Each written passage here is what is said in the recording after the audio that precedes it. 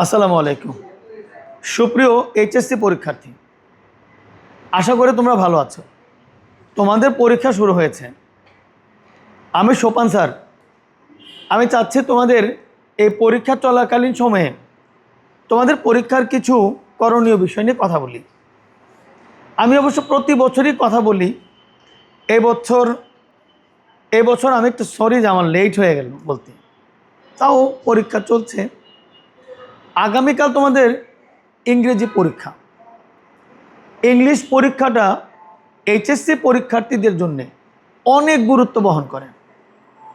আমরা যদি গত বছরের অভিজ্ঞতার কথা চিন্তা করি, তাহলে বলতে হবে গত বছর পরীক্ষাটা খুব একটা রেজাল্ট ভালো ইংরেজিতে আসে নাই। তার আলোকে আমি চাচ্ছি তোমাদেরকে আজকে একটু কথা বলি।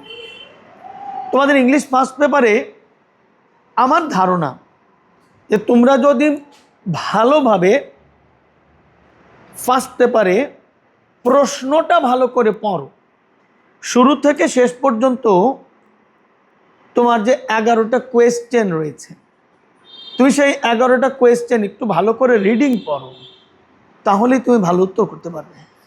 তুমি তো জানো যে ইংলিশ ফার্স্ট পেপার ইন্টারমিডিয়েটে যেটা, সেটা হচ্ছে সম্পূর্ণ রিডিং কনটেক্সট। তোমাকে শুরুতে তিনটা কম্প্রিহেনশন দেওয়া হয়, তিনটাই সিন কম্প্রিহেনশন, এবং তিনটাই তোমার টেক্সট বই থেকে থাকে। তার মানে তিনটা, এই যে কোনো লেসন তোমার জানা, তাহলে তুমি আত্মবিশ্বাসের সাথে তুমি লেসনগুলি ভালো করে পড়ে নেবা। তার সাথে সংশ্লিষ্ট যে প্রশ্ন, তোমাদের মাল্টিপল চয়েস থাকে, কোয়েশ্চেন আনসার থেকে, প্যারাগ্রাফ থেকে, প্যাসেজ থেকে বের করার জন্যে তোমাদের দেয়া থাকে সামারি লেখার জন্য, দেয়া থাকে ফ্লো চার্ট অথবা information transfer. These are very easy questions. তোমাদের পরীক্ষায় যে দুটি গুরুত্বপূর্ণ প্রশ্ন থাকে, সেটি হচ্ছে ফার্স্ট পেপারে একটি উইথ ক্লু, একটি উইদাউট ক্লু। মনে রাখবে, এটি প্রত্যেকটা স্টুডেন্টে তার পরীক্ষায় তোমাদের ভাষায় বলে বেশ প্যারা দেয়। আসলে কি জানো, এই দুটি কোয়েশ্চেন, প্রথম যে কোয়েশ্চেনটা উইথ ক্লু, ওই জায়গায় থাকে 5 মার্কস।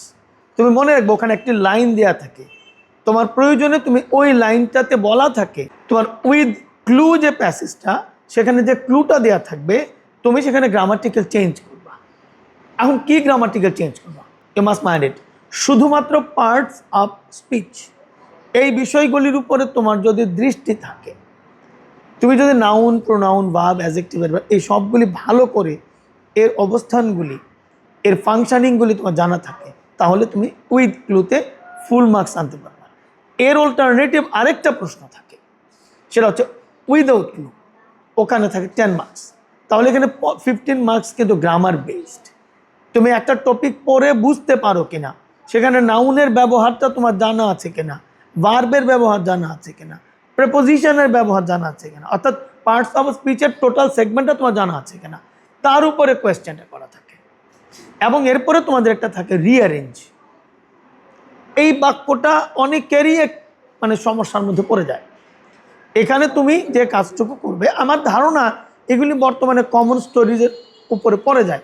যদি না পড়ে, তাহলে একটু মনোযোগ সহকারে এটা উত্তর করার সময় কিছু কিছু ক্ষেত্রে প্রোনাউন রেফারেন্সিং, কিছু কিছু ক্ষেত্রে স্টোরির সেন্টেন্সের সিকোয়েন্সগুলি লক্ষ্য করে উত্তর করতে পারবা।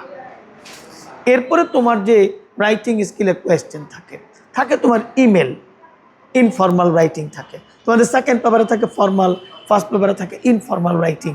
তো ইনফর্মাল রাইটিং তুমি ইমেল অথবা লেটার রাইটিং, এদের কোনো একটা হয়তো আসবে। তো তুমি এটা স্বাভাবিকভাবে একটা ইন জেনারেল রাইটিং হলেই হলো।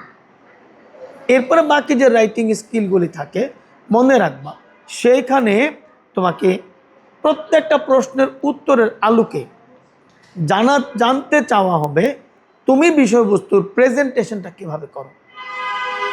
বাকি প্রশ্নগুলি আমি আশা করি তুমি সেখানে গুরুত্ব সহকারে আনসার করবে। তবে 11 নম্বর যে প্রশ্নটি থাকে, সেটি থাকে থিম রাইটিং। তোমাদের টেক্সট বইয়ের 14টা থাকে টেক্সট বই থেকে।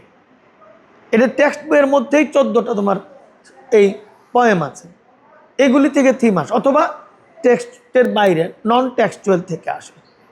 তো এগুলি যদি তুমি একটু স্টাডি করো, বাসায় খেয়াল করো, অল্প করে কিছু বাক্যে তোমার নিজের ভাবটা ওই কনটেক্সটে উঠায় দিতে পারো, তাহলেই হয়ে যাবে। এবং এগুলি কমন পড়ে, মোটামুটি তুমি কয়েকটা বোর্ড প্র্যাকটিস করলে কমন পড়তে পারবে। তো আমি আশা করছি আগামীকালকের পরীক্ষাটা তোমাদের রিডিং স্কিলের উপর ইংলিশ ফার্স্ট পেপার। তো তুমি এই নিয়ে একটু প্রস্তুতি নিয়ে সাহসের সাথে আগামী দিনে পরীক্ষাটি তুমি অংশগ্রহণ করো। তোমাদের সাথে কথা হবে আবারও সেকেন্ড পেপার পরীক্ষার আগে। সবাই ভালো থাকবে। আসসালামু আলাইকুম।